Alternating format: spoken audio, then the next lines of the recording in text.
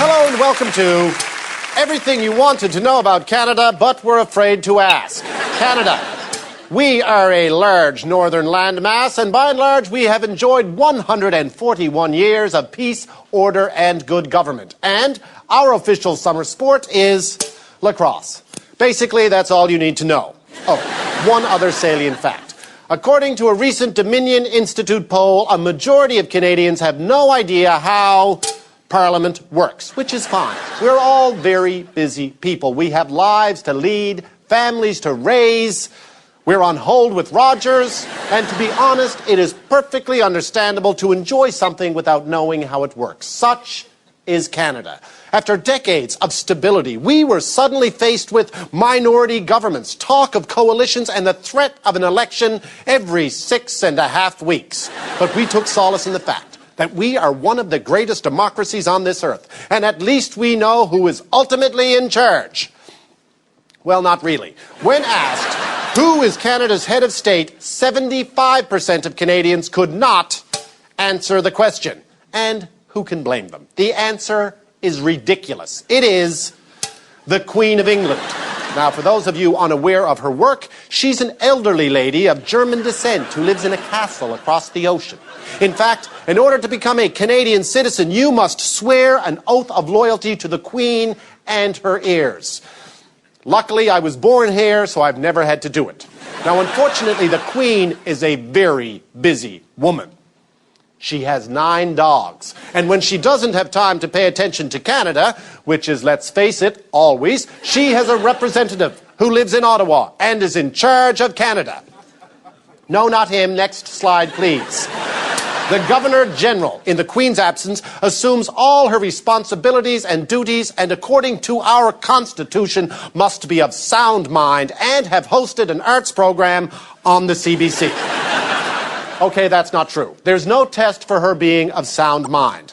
In this country, nothing happens until the Governor-General says it does. Laws do not get passed. Parliament does not sit. Elections cannot be called. We do not even go to war unless she says so. But to be fair, she takes her orders from the Government of Canada. After all, we are a democracy.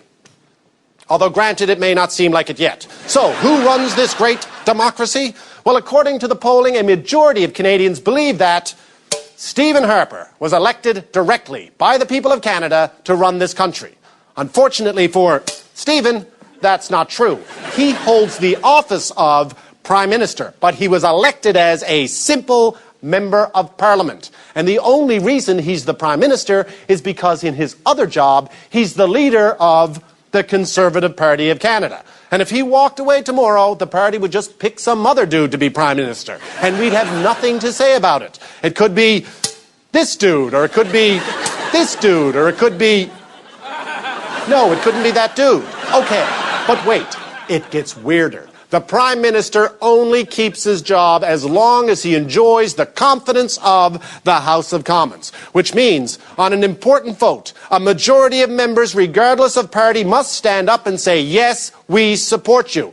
And if they don't, well then it is back to hanging out in your strip mall constituency office in Calgary Southwest.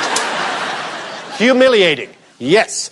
But the advantage of our system is that if our Prime Minister decides to do something completely insane, we have a mechanism to remove him almost immediately. And some countries, they don't enjoy that luxury. And when a Prime Minister loses the confidence of the House, the Governor-General, if the Queen is not in town, will dissolve Parliament and call an election. Or she can go behind door number 2 and ask another party leader if they have the confidence of the House. If the answer is yes, then they become the Prime Minister. That's the way our system works. Now, Stephen Harper found himself in this position less than 9 weeks ago, after his government announced that in their best estimation, after crunching all the numbers, after taking in all the information, Canada was in fine financial shape and would post surpluses for the next 5 years. Now, some people raised an eyebrow. Other people, like every leading economist in the country, raised 2. As a result, a majority of MPs made it clear that if he didn't come clean with the numbers, they would fire him and form a new government. Some people may call this a loss of confidence. Others may call it an intervention. And at this point, the Governor-General prorogued the House of Commons. Prorogued being Latin for technical difficulties, please stand by. Canadians were confused, and Stephen Harper's caucus provided calming analysis. Pierre Blackburn said the opposition was attempting a coup d'etat, a violent overthrow of a duly elected government. Bob Deckhart, he called it treason, punishable by life in prison. And Heritage Minister James Moore said, "My dog wears a raincoat." All of these statements are patently untrue, except for the raincoat, which is just embarrassing. The important thing here is, despite the hyperbole, Stephen Harper, fearing for his job, said, "Oops, on second thought, we looked at the numbers again, mistakes were made, charts were held upside down, and Canada is actually going to post an $87 billion deficit." Whoops. And when the dust settled, Stephen Harper was still the Prime Minister, and Canadians finally had a clear picture of the economy. And the important thing to know is that despite the confusion, the talk of coalition, and the ridiculous accusations of treason and the suspension of Parliament by an unelected former broadcaster, a system that seemed to be broken was actually hard at work. And that is everything you wanted to know about Canada, but were afraid to ask. God save the Queen.